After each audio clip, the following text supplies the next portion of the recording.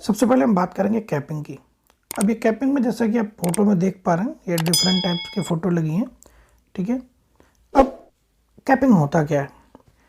Capping जो defect होता है ना, इसमें क्या होता है कि टैबलेट का टॉप या बॉटम, टैबलेट का जो टॉप या बॉटम पोर्शन होता है वो टैबलेट के मेन बॉडी से अलग हो जाता है, वो सेपरेट हो जाता है, ठीक है। ये होता क्यों है? ये होता है मेनली एयर इंट्रैपमेंट की वजह से। कैपिंग, इसमें टैबलेट का टॉप या बॉटम जो है पोर्शन मेन बॉडी से अलग हो जाता है, उसको हम कैपिंग बोलते हैं। जैसा कि आप फोटो में देख रहे हैं, ये पिक्चर में ऐसा रेड कलर का दिख रहा है, ये कैपिंग वाले में ये टॉप टैबलेट का क्राउन, नीचे इसका मेन बॉडी है, उसके बीच में ये एयर इंट्रैप हो गई, इसकी वजह से ये वहाँ से पोर्शन सेपरेट हो जा रहा है। अब इसका जो मेन रीज़न है वो एयर इंट्रैपमेंट है। ग्रेनुलर मटेरियल के बीच में जो पार्टिकल्स होते हैं उनके बीच में एयर इंट्रैप हो जाती है, ठीक है। जिसकी वजह से क्या होता है, एयर इंट्रैप हो जाएगी तो टैबलेट को कहीं ना कहीं से एयर जो है निकलने की कोशिश करेगी और वो पोर्शन वीक हो जाएगा। वीक होगा तो वो ईजिली वहाँ से डिटैच हो जाएगा, और जब नॉर्मली जब टैबलेट इजेक्ट होगी डाई से तो एक्चुअली वो पोर्शन वीक रहेगा, क्योंकि बॉन्ड स्ट्रॉन्ग बॉन्ड का फॉर्मेशन नहीं होगा एयर की वजह से, और वो पोर्शन जो है वो टैबलेट के टॉप या बॉटम क्राउन से बॉडी से निकल जाएगा और वो कैपिंग क्रिएट करेगा। अब दूसरा क्या है, लेमिनेशन क्या है। अब लगभग थोड़ा बहुत माइनर डिफरेंस है कैपिंग और लेमिनेशन में। कैपिंग में क्या होता है, टॉप या बॉटम क्राउन जो है मेन बॉडी से सेपरेट हो जाता है ड्यू टू एयर इंट्रैपमेंट।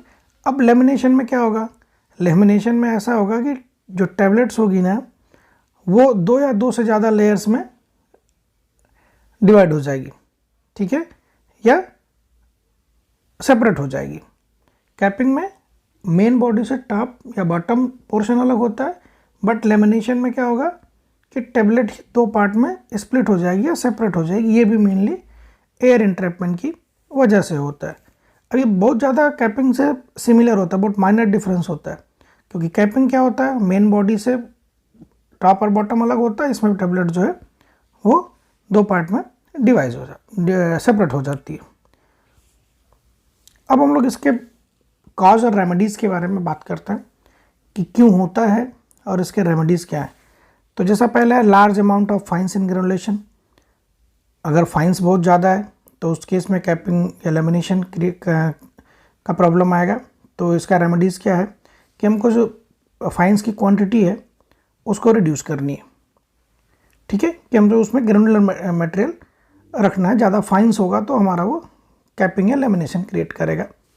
तो जो हमारा ग्रेनुल्स का रेशियो है 60-40 या 70-30, उस रेशियो में हमको इनको रखना है।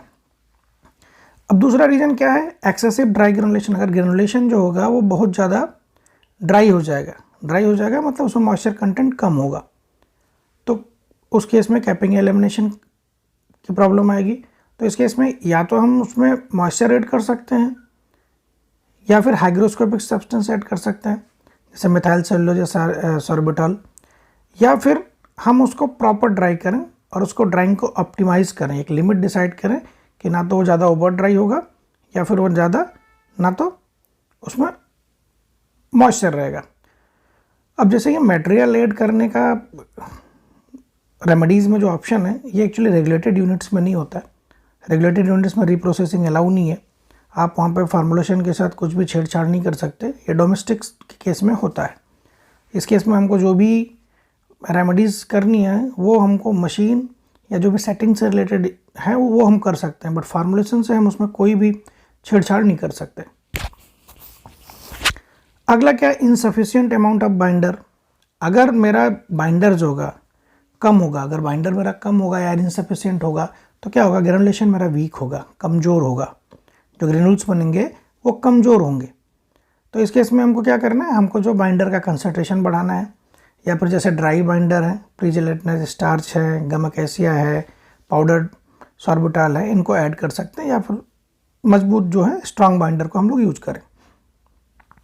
अगला है एक्सेसिव लुब्रिकेशन ऑफ ग्रेनुलेशन। अगर मेरा ग्रेनुल्स का लुब्रिकेशन ज़्यादा हो गया, ठीक है, तो इस केस से भी कैपिंग लेमिनेशन की प्रॉब्लम आ गई। इस केस में हम क्या कर सकते हैं, लुब्रिकेंट का जो लेवल है उसको हमको रिड्यूस करना है, या फिर सारा जो हमारा इंग्रेडिएंट है उसको हमको अच्छे तरीके से ब्लेंड कर लेना है, उसके बाद लास्ट में हमको लुब्रिकेंट को ऐड करना है। जैसे फार्मुलेशन के टाइम पे अगर हम लोग ब्लेंडिंग में देखते हैं तो मैग्नीशियम स्टेट क्या होता है, मैग्नीशियम स्टेट सबसे लास्ट में ऐड होता है क्योंकि वो हाइड्रोफोबिक होता है। पहले हम सारा मटेरियल जो है उसको ब्लेंड कर लेते हैं और लास्ट में उसको हम ऐड करते हैं। अब एयर इंट्रैपमेंट, अब जैसा कि कहा जाता है कि कंप्रेशन के 3 मुख्य जो है एनिमी है, 3 प्रमुख शत्रु हैं, उसमें से air, moisture and fines. Air, moisture and fines, इनको जो है वो कंप्रेशन का सबसे बड़ा शत्रु कहा गया है क्योंकि ये तीनों जो है, इन तीनों की वजह से बहुत सारी प्रॉब्लम क्रिएट होती है।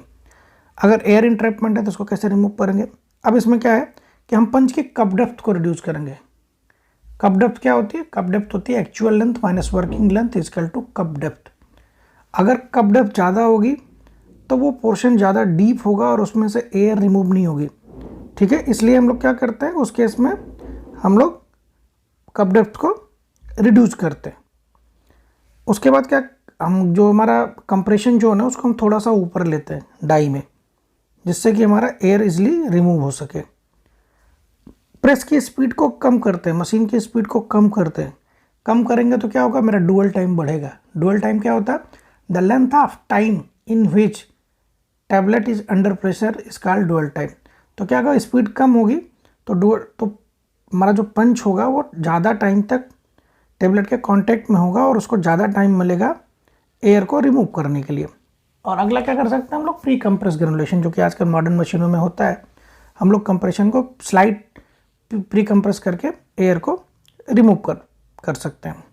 टैपर डाइज, ये डाइज क्या होती है, इनका जो ओपनिंग होता है स्लाइड टैपर्ड होता है, जो कि एयर के एजेक्शन में असिस्ट करती है। अब अगला क्या रीजन है, ऑयली और वैक्सी मटेरियल इन ग्रेनुल्स। अगर ग्रेनुल्स में ऑयली या वैक्सी मटेरियल है तो ये भी कैपिंग लेमिनेशन क्रिएट करेंगी। इस केस में क्या, मिक्सिंग प्रोसेस को मॉडिफाई कर सकते हैं या फिर एडजॉर्बेंट इसमें ऐड कर सकते हैं। अगला क्या रीजन है, हाइड्रोफोबिक लुब्रिकेंट, जैसे मैग्नीशियम स्टेट मैंने आपको बताया, ये हाइड्रोफोबिक होता है, ये ज़्यादा, इसकी क्वांटिटी ज़्यादा है, तो इस केस में हमको लुब्रिकेंट चेंज करना है, उनकी कंसंट्रेशन को चेंज करना है। अब अगला क्या कॉज हो सकता है, हाई टरेट स्पीड। अगर मेरा टरेट का स्पीड बहुत ज़्यादा है, तो जैसे मैंने आपको बताया टरेट की स्पीड ज़्यादा है तो डुअल टाइम कम होगा, ठीक है। तो जो टैबलेट होगी वो अंडर प्रेशर मतलब पंच के कांटेक्ट में कम समय के लिए रहेगी, तो एयर जो है, एयर को रिमूव होने के लिए कम समय लगेगा, कम समय मिलेगा, ठीक है। अगर हम उसकी स्पीड को रिड्यूस कर दें तो मेरा डुअल टाइम बढ़ेगा और मेरा एयर जो का इजेक्शन है वो फटाफट होगा, ठीक है। अब अगला क्या है, जैसे कि मैंने इजेक्शन के टाइम पे क्या, जब टैबलेट इजेक्ट होती है तो इजेक्शन के टाइम पे क्या होता है, लोअर पंच डाई टेबल से 0.1 से 0.2 mm ऊपर आता है, जिससे कि टैबलेट मेरा डाई कैविटी से पूरी तरीके से बाहर आके टैबलेट डाई टेबल के सरफेस पे आ जाए। अगर इसमें क्या होगा, लोअर पंच मेरा जो है वो बराबर डाई ऊपर नहीं आएगा और डाई कैविटी के नीचे रह जाएगा, तो उस केस में क्या होगा, मेरा टैबलेट इजेक्ट नहीं होगा और वो कैप्ड हो जाएगी, उसमें कैपिंग क्रिएट हो जाएगा। तो इसीलिए हम लोग लोअर पंच की हाइट को बराबर सेट करते हैं कि वो डाई टेबल से 0.1 से 0.2 mm ऊपर आए, जिससे हमारा टैबलेट का इजेक्शन जो है वो बराबर हो। अगला क्या है, एक्सेसिव प्रेशर। प्रेशर बहुत ज़्यादा है, इस केस में हम क्या करेंगे, प्रेशर को रिड्यूस करते हैं, ठीक है, या फिर टैबलेट के वेट को हम लोग रिड्यूस करेंगे या उसके थिकनेस को विद इन अलाउबल लिमिट में बढ़ाएंगे। मतलब स्पीड को कम करेंगे और इसका वेट को कम करेंगे, या फिर इसकी जो थिकनेस हो उसको हम लोग अलाउबल लिमिट में बढ़ाएंगे। Ring formation in die bore या पुअरली फिनिश्ड डाई, ये भी एक रीज़न है। इस केस में हम लोग क्या करेंगे, अगर डाई में मेरा रिंग फॉर्म हो गया तो उसको हम डाई को रिवर्स कर देंगे, मतलब उसको उल्टा कर देंगे, ठीक है। दूसरा, कंप्रेशन जोन जो है हम लोग ऊपर शिफ्ट कर लेंगे, उसको डाई में थोड़ा ऊपर ले लेंगे और डाई को हम लोग पॉलिश भी कर सकते हैं।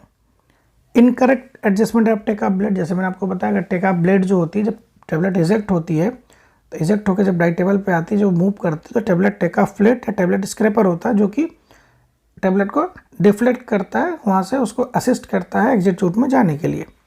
अब अगर इसका गैप बराबर सेट नहीं होगा तो टैबलेट इसके बीच में फंस जाएगी और वो टैबलेट गैप या लेमिनेट हो जाएगी। पंच कैविटी बहुत डीप है, जैसे मैंने आपको बोला कि जैसे डीप का उनके पंचेस हैं, उनकी कैविटी क्या होती है, बहुत डीप होती है। तो इस केस में क्या होगा, जब कैविटी डीप रहेगी तो जब वो कंप्रेस करेगा तो जो एयर होगा वहाँ पे वो इंट्रैप होगा जिससे वो पूरा पोर्शन जो होगा वीक होगा। वीक क्यों होगा? क्योंकि उसमें एयर रहेगी और एयर की वजह से वो बॉन्ड फॉर्मेशन बराबर नहीं होगा और फाइंस भी रहेगा। इस केस में हम लोग क्या करते हैं, ये जो हमारा पंच की कैविटी है ना, उसको हम रिड्यूस करते हैं या फिर कंप्रेशन को हम लोग थोड़ा डाई में ऊपर ले लेते हैं। अगर मेरा पंच टिप डैमेज है तो भी मेरा कैपिंग एलिमिनेशन हो सकता है। उस केस में हम लोग उसको रिफर्बिश या उसका रिप्लेस कर सकते हैं। ठीक है। टेका फ्लेट ज़्यादा हाइट पे सेट है तो उसकी हाइट को एडजस्ट कर सकते हैं।